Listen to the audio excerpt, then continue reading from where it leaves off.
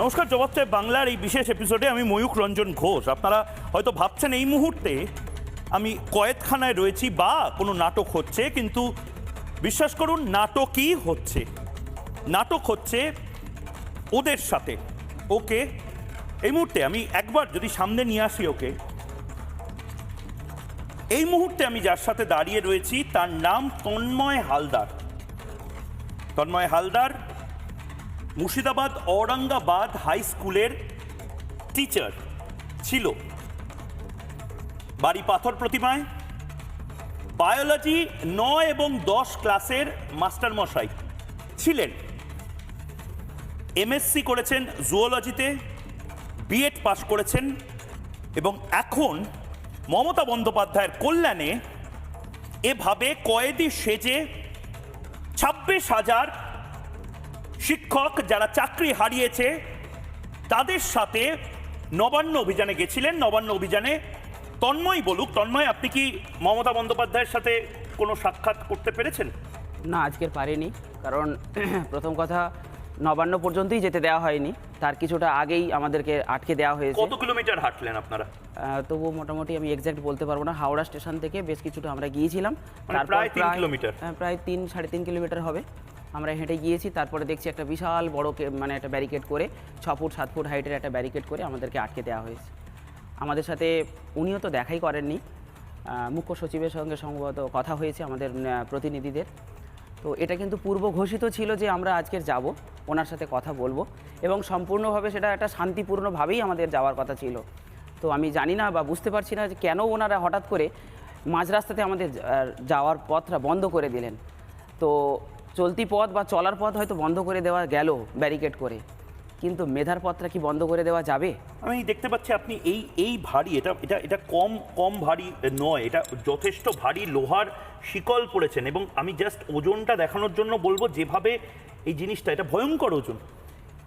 এভাবে কয়েদির মতন আপনারা কেন ঘুরে বেড়াচ্ছেন? দেখুন, প্রথম কথা বলি, বিগত দিনগুলোয় আপনারা দেখেছেন আমাদের যে সংগ্রামটা চলছে।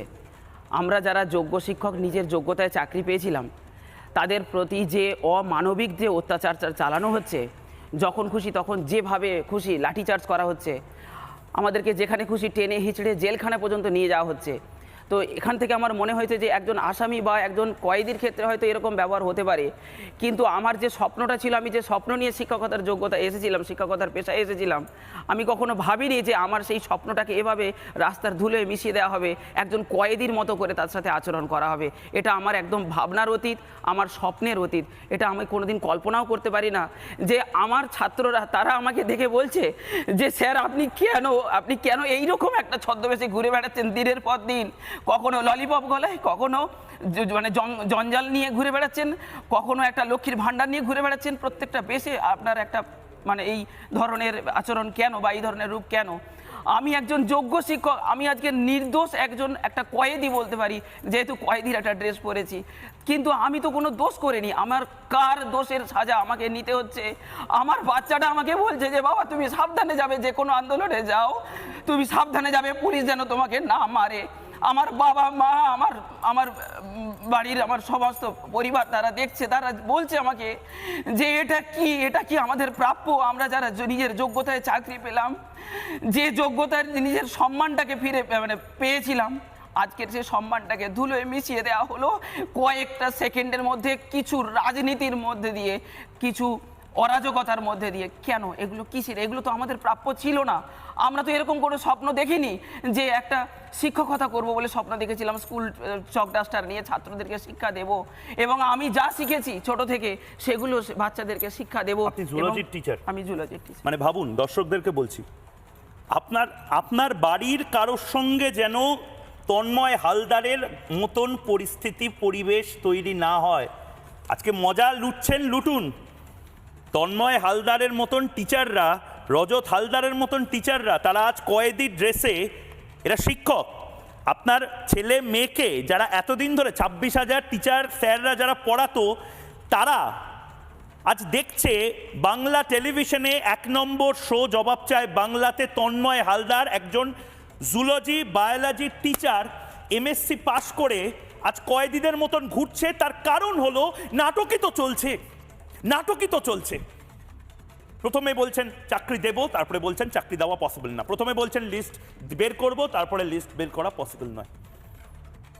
তন্ময় হালদার, এই পোশাকে আপনাকে স্টুডিওতে আসতে হবে। আপনার যারা স্টুডেন্ট তারাও তো দেখছে। একদম।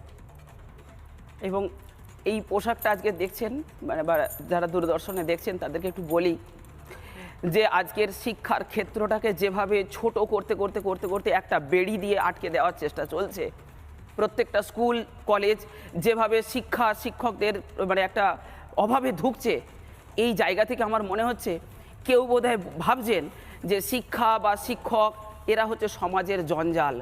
এদেরকে মনে হয় যতটা এদের মেধাকে একটা ক্ষুদ্র পরিসরের মধ্যে আটকে দেওয়া যায়, একটা বেড়ির মধ্যে শিকলের বেড়ি পরিয়ে তাদেরকে যদি আটকে দেওয়া যায়, তাহলে মনে হয় তাদের মেধাটাকে আর হয়তো প্রকাশ করা যাবে না। তারা হয়তো আর আগামী দিনে এগিয়ে যেতে পারবে না, বলতে পারবে না যে আমি একজন মেধাবী, আমি একজন নিজের যোগ্যতায় সে চাকরি পেয়েছি, আমি একজন যোগ্য শিক্ষক, আমার যে যোগ্যতা আছে এটা হয়তো সে বলতে পারবে না। তারপরে তো মমতা বন্দ্যোপাধ্যায়ের প্রতি আপনাদের যেতে পারে আস্থা থাকছে, আপনারা তো বিশ্বাস তো কমছে না মমতা বন্দ্যোপাধ্যায়ের প্রতি। কিন্তু কি করব বলুন, এমন একটা দুর্ভাগ্য আমাদের যে আমরা হয়তো যারা 2016 সালের পরীক্ষার্থী, যারা 16 সালে পরীক্ষা দিয়ে 19 সালে চাকরি পেলাম, সেই জন্যই আজকের আমার এই কয়েদির ড্রেসে লেখা রয়েছে 16 বলে লিখে দিয়েছি। মানে প্রত্যেকটা কয়েদি, এটা 2016-র একটা আমি নাম্বার, জাস্ট একটা নাম্বার মাত্র দিয়েছি, 16 সালের একটা হিসাব দেখিয়েছি যে এই 16 সালের যারা আমরা পরীক্ষার্থী ছিলাম তারাই মনে হয় এই প্রজন্মের একটা বড় বড় নির্দোষ একটা আসামির আজকের পরিচয় দিচ্ছি। না হলে আজকের আমাদের এরকম পরিণতি কেন? আমরা যে এই কয়েদির দেশে যে আমাকে আজকের ঘুরে বেড়াতে হচ্ছে, এই কয়েদির বেশে কেন আমি থাকবো? আমার নিজের যোগ্যতায় আমি চাকরি পেয়েছি, আমি কেন আমার যোগ্যতাটাকে এভাবে ক্ষুণ্ণ করে দেখাবো সমাজের আপনি সামনে? কত কিলোমিটার মানে এই লোহার বেরি পরে আপনি এত কিলোমিটার হাঁটলেন? আপনি বসুন আগে। নানা